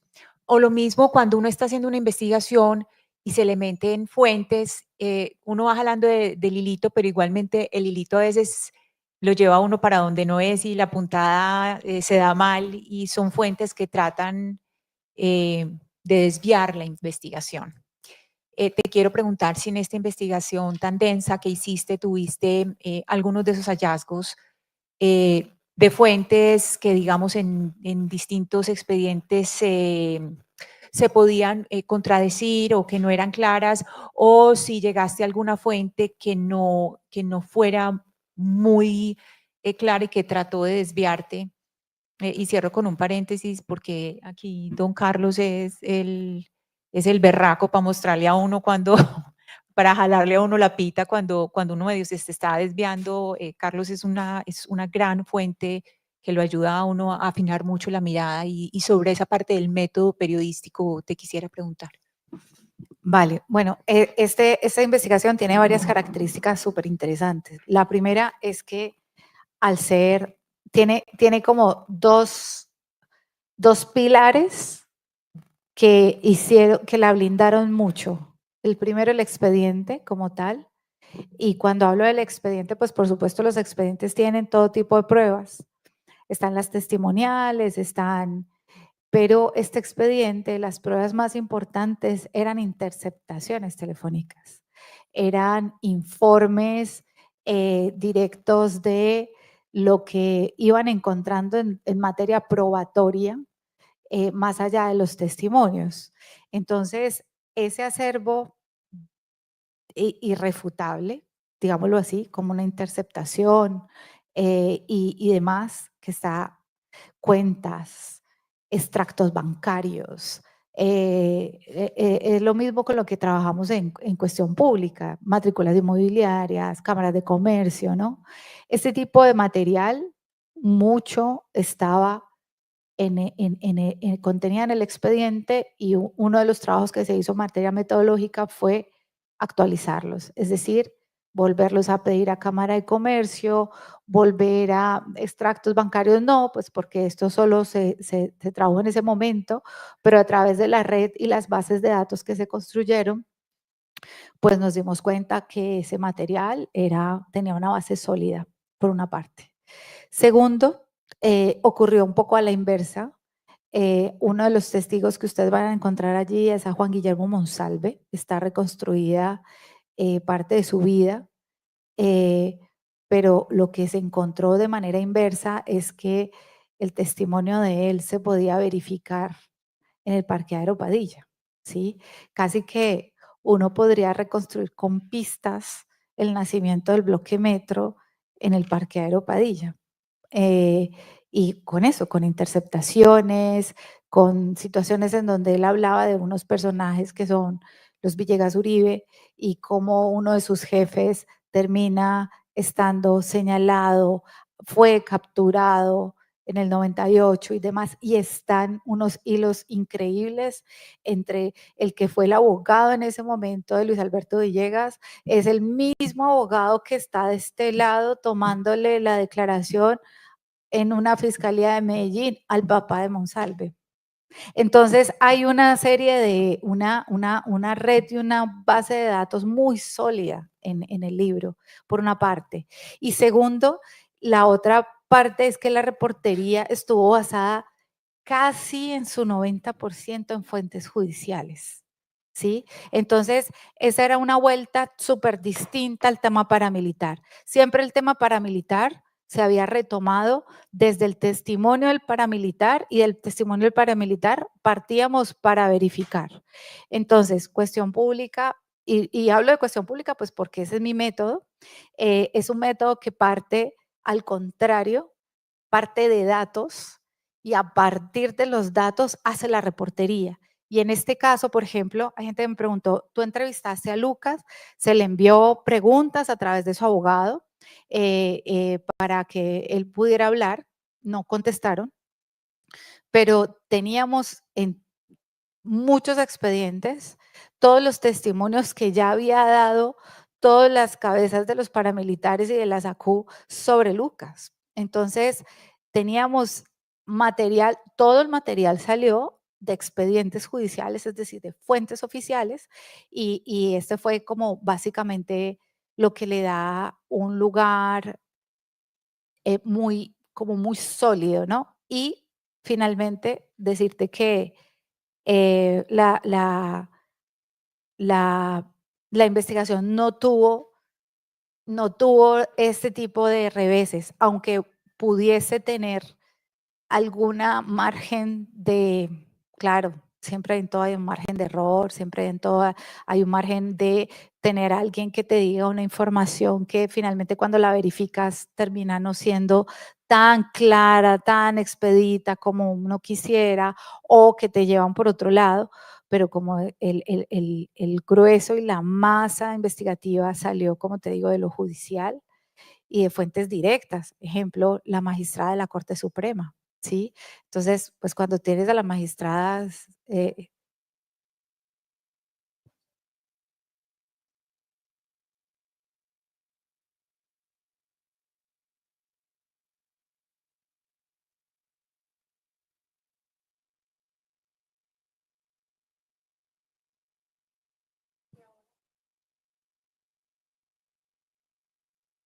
Sí, sí, de hecho para una investigación como esta, normalmente para una investigación no como esta, es distinta, más corta, Cuestión Pública siempre manda de 20 a 40 derechos de petición. En esta no fue distinto y sí hubo algo que todavía estamos en litigio. ¿Qué vuelta faltaba para, por ejemplo, poder demostrarles a ustedes a través, sobre todo para el segundo libro, varias cosas que me dijeron fuentes como el general Naranjo, es decir, gente que estuvo muy en las autoridades y me decían, busquen esto, busquen esto, busquen esto. Todo eso lo fuimos a buscar y la respuesta de la gobernación de Antioquia hoy fue, no hay nada. No existen registros de las visitas que hacía Pedro Juan Moreno Villa a los pueblos incitando a los paramilitares. ¿Dónde sí lo vine a encontrar? Que eso es material del segundo libro. Así, jajaja. En los cables telegráficos desarchivados de los Estados Unidos. Ahí sí están. Pero la gobernación me respondió a todas las insistencias. De hecho, ganamos. Por ejemplo, les pongo un ejemplo así súper fáctico. Todos hablan de que hubo recompensas para matar a quienes quemaron la finca Guacharacas, alias Juan Pablo. Y aparece en una nota del Tiempo de 1996, efectivamente, que la recompensa se dio y que se repartió y apareció un testimonio, hay algo que dijo Álvaro Uribe Vélez cuando era gobernador frente a esa recompensa. Cuando pedimos los documentos de la recompensa, ¿a quién se lo repartieron? El ejército, que ya estamos pasado de tiempo, ya esa no es información reservada ni clasificada. Este es el momento que el ejército no nos quiere pasar. ¿A quién le dieron las recompensas de esa operación que desde la gobernación se prometieron una recompensa? La gobernación menos, ¿no?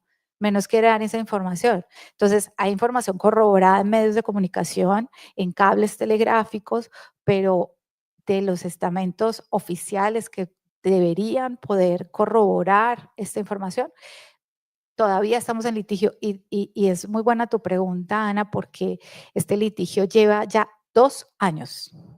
O sea, un derecho de petición que tiene que resolverse en 15 días hábiles. Entonces, ahora que estamos pidiéndole a la gobernación, bueno, díganos oficialmente que no hay información, que esta información se perdió, porque esto tiene que tener una resonancia nacional. O sea, ¿cómo es posible que la gobernación no entregue la información que tiene que entregar? Y estamos en eso. O sea, hasta que la gobernación o reconoce que la perdió y no la tiene, o no la entrega. Y en esa estamos. Tutela es poquito.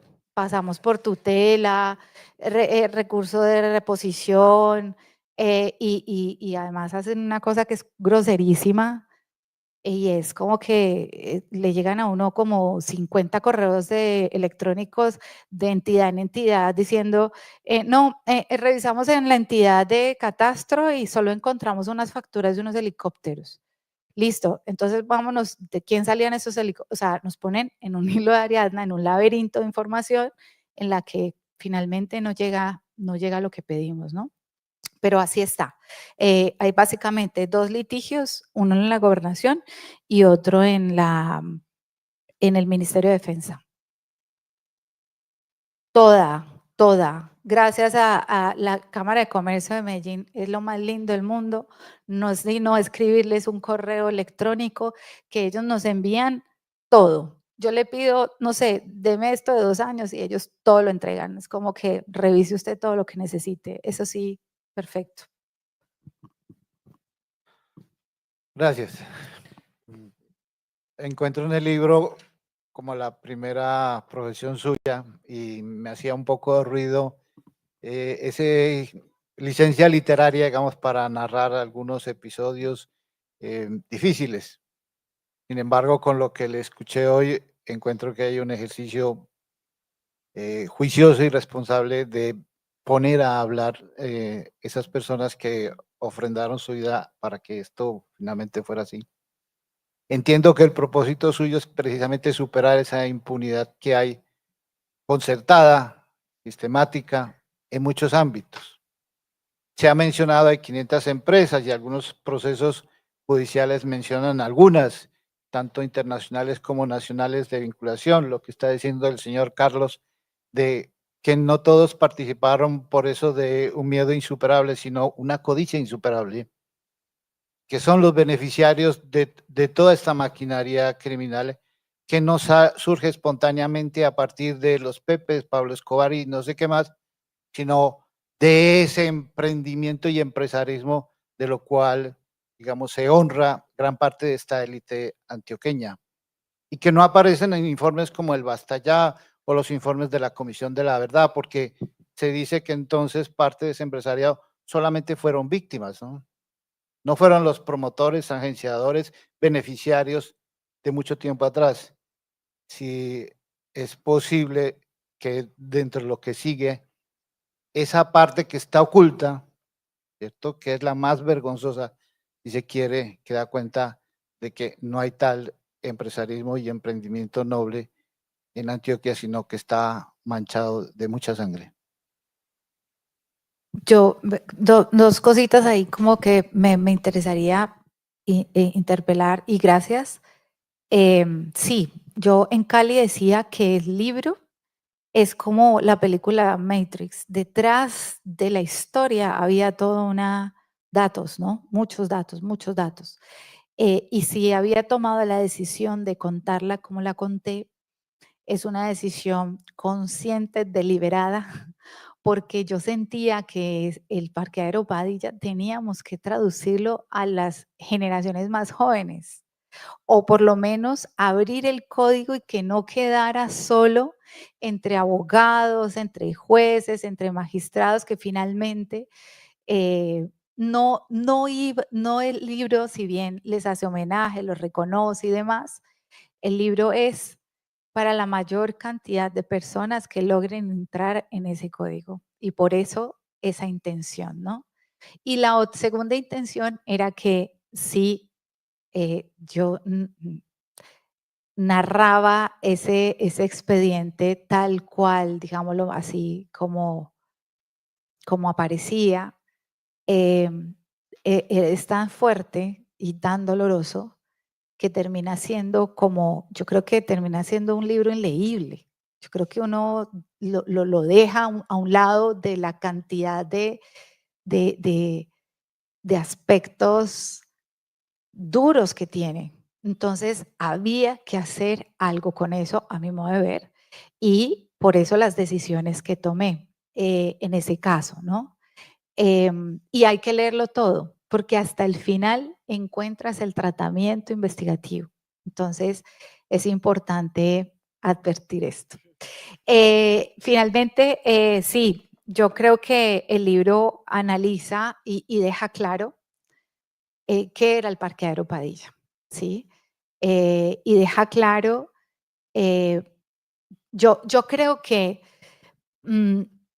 frente a todos los posibles victimarios que pueden existir en esta historia, para mí era importante dejar claro que había victimarios claros y específicos, ¿no? Eso es como muy importante. Y por otra parte, era importante que por acción, omisión, saber o no saber, todos hicimos parte de esa historia, ¿sí? Y eso también es importante, no plantearse, y esto lo digo a título personal, como yo soy la impoluta que vengo a hablar aquí de, no, pues yo pertenezco a Colombia, soy colombiana, sé que estos capítulos a todos de alguna manera tangencialmente, por un lado, de frente, por diferentes perspectivas nos tocan. Y a mí me interesaba que no hubiese, si bien describo y a la gente le queda clarísimo, solo hasta el final se arma la big picture y tú dices, ¿no? Entiendes qué fue lo que pasó y el papel de cada uno, también está contado de tal forma que pues la realidad nunca es en blanco y negro. Y creo que también es importante, aquí había una decodificación del pasado y era importante, eso para mí era muy importante. Por supuesto que en el segundo libro queda en esto otro que hicimos que está todavía en material oculto porque no está listo todavía para salir. Sí se arma un poco más este entramado. Y no es que no se pueda llegar a la justicia, supongamos, solo por los cheques o por este empresariado. Yo creo que es que esta clase ganadera y empresarial que está muy involucrada en este modelo, porque fue un antimodelo, no quiere reconocer que para poder surgir ellos tuvieron que hacer parte de ese papel de victimarios, ¿no? No lo quieren reconocer, entre otras cosas, porque después pudieron lavarse muy bien la cara. Es impresionante encontrar a un Ocampo Bando, perdón, ya voy a terminar, a los dueños de Industrial Pecuaria en noticieros decir pues que son empresarios de bien. Y así, dicho con estas palabras. Entonces, es porque es muy difícil, pienso yo, es muy difícil reconocerse en esos espejos. Bueno, pero este libro es un poco para eso, ¿no? Bueno, pues muchísimas gracias a ustedes.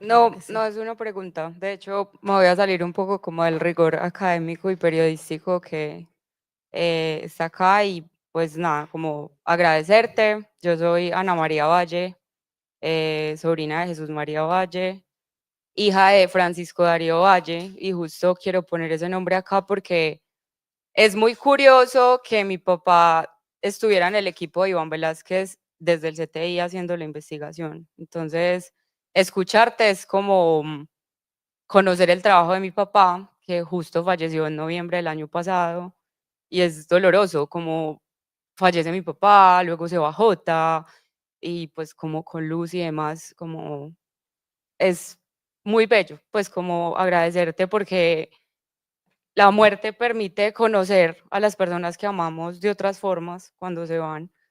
Y a mí me ha marcado toda la vida la muerte de mi tío Jesús. Y escucharlos a ustedes es como poder tener de frente la realidad de una infancia marcada por las llamadas a las 2 de la mañana, mataron al compañero del papá y el papá salió corriendo.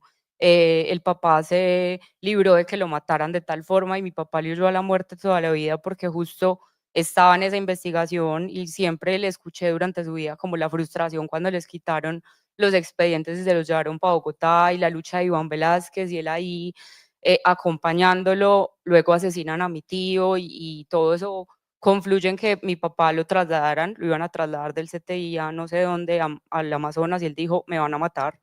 Entonces mi papá no se fue y claro, es como eso, es como tener de frente lo valioso que fue la valentía pues de mi tío y de mi papá como en esa lucha y agradecerte mucho pues como tu trabajo, siento que en lo que hiciste estaba mi papá ahí escribiendo, Jota y toda esta gente que yo tengo en mi mente y como el referente de toda mi vida, o sea, siento que más allá de la importancia que en términos públicos tiene esto que estás haciendo, para mí en lo personal es una cosa increíble porque es como poder leer la gente que me ha marcado, pues como el rumbo y de verdad agradecerte muchísimo por tu trabajo, por lo que estás haciendo, porque es muy valiente y porque creo que confluyen acá desde la individualidad, desde el escenario familiar, que es algo que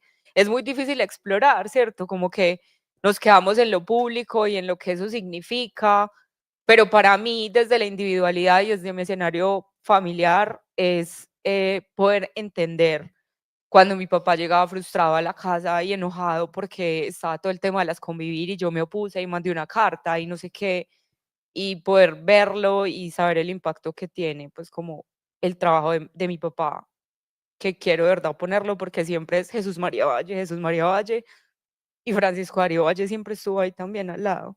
Entonces, nada, de verdad me conmueve muchísimo, estoy muy conmovida por la invitación, por poder estar aquí y por poder leer el libro, porque no lo he leído. Muchas gracias de verdad, Diana. Gracias, Ana.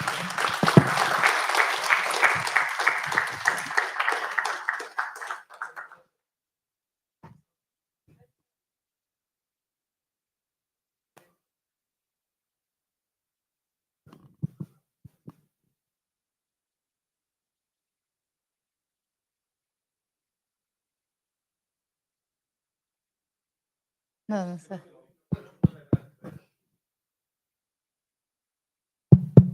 Sí, el doctor Darío era una gran persona, así como su hermano Jesús María, que fue mi profesor también. Y entonces, y yo notaba pues cómo estaba él. Es que él era parecido al doctor Oviedo y estaban tratando de sacarlo y de hecho lo echaron.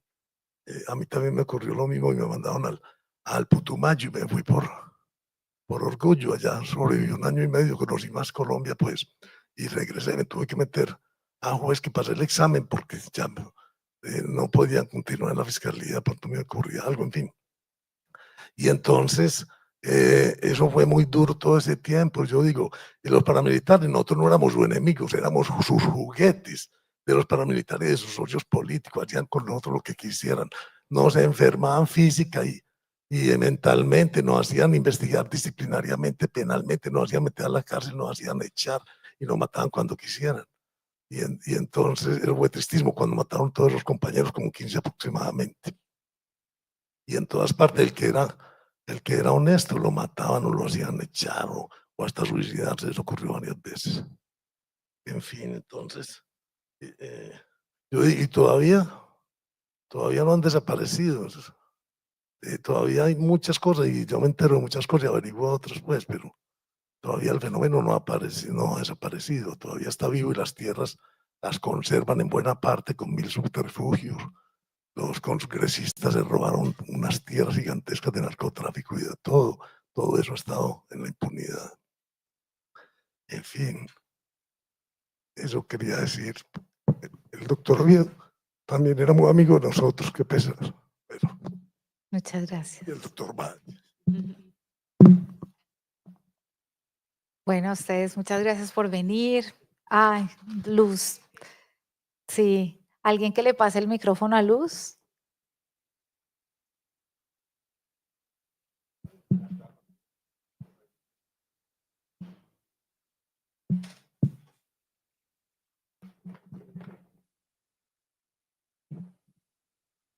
Buenas tardes ya, ¿cierto? Para todos. Mi nombre es Luz María Escobar, soy hija de J. Guillermo Escobar. Y al igual que Ana, también pues nuestra infancia y nuestra adolescencia, toda la vida, fue marcada por lo que representó el precio que significaba para todos los defensores de derechos humanos que estaban agrupados aquí en Antioquia. El estar viendo cada vez cómo se cerraba el círculo, mataron todos los amigos y cada vez sentíamos más cerca esa realidad. Y mi padre tenía la capacidad también de irradiar una energía tan especial que nunca sentimos miedo, a pesar de que éramos conscientes de lo que podía pasar. A Diana, eterna gratitud por sacar a la luz todo esto que han querido enterrar durante tantos años y que cobró tantas vidas. Tú has dignificado, visibilizado y has tirado, como veía yo en estos días en la píldora, que decías, te paraste en el edificio Coltejer y tiraste acá, por lo menos en Medellín, en la Boca del Lobo, tiraste toda esta verdad. Y también te quiero agradecer porque desde antes de que mi papá se fuera para el exilio en Suiza, una noche de terror donde estuvieron llamando, yo vivía con ellos, con mis padres y con mi niña pequeña, siempre fuimos mujeres en la casa, él era el único hombre, y lo llamaron incesantemente esa noche para decirle que ya iban por él a asesinarlo y nos pedía que nos fuéramos para la última pieza de la casa y me decía a mí, encárgate de ellas. Y nosotros le decíamos, pero ¿cómo te vamos a dejar? ¿Cómo vamos a escuchar mientras te matan? No podemos, o sea, que nos maten a todos. Entonces, él ese día hizo, pues sacó un revólver que tenía, creo que la guerra de los 1000 días, pues que no servía para nada aquí, y esperando pues que llegaran por él y subieran por unas escalas, tiró la gasolina, que era una medida de seguridad que le había enseñado su guardaespaldas de confianza, Simón, el único en quien confiaba su vida realmente, para prender una cosa de fuego si llegaban a aparecer. Y en el último momento no llegaron por él. Todos estos años nos preguntamos qué había pasado y por qué no lo mataron esa noche. Y gracias a ti supe qué fue lo que ocurrió, ¿cierto? No sé si eso todavía no se pueda narrar o algo. Sí, está en el libro, de hecho. Está en el libro, ok. Cuando detienen a Lucas y lo suben esos 20 pisos a empujones, a golpes, y él llega agitado allá al piso, mi papá sale y les llama la atención a los agentes y les dice, pero ¿qué está pasando aquí? ¿A ustedes cómo se les ocurre y le preguntó que si él había almorzado y todos los otros señores del STI decían, pero pues este es un bandido, no se merece sino este trato. Dijo, no, hasta el peor criminal merece ser tratado con dignidad. Pidió un almuerzo, lo sentó, habló con él y él como que le dijo en algún momento, pero yo le estoy viendo el rostro. Y él decía, no, es que el rostro mío sí, pues yo nunca lo he ocultado, siempre está presente. Y luego supimos, porque siempre fue un misterio, porque no vinieron y lo mataron, si ya venían por él, y fue, a Simón Simón nunca llegó un día por mi papá, nunca llegó, siempre lo recogía para llevarlo a la fiscalía y eso, y mi papá se fue en un taxi, porque era un tipo así tranquilo y no le daba miedo nada. Había llegado 2 horas después de que Simón no llegó, una caja de cartón que mi mamá recibió a un señor y está con la cabeza de Simón.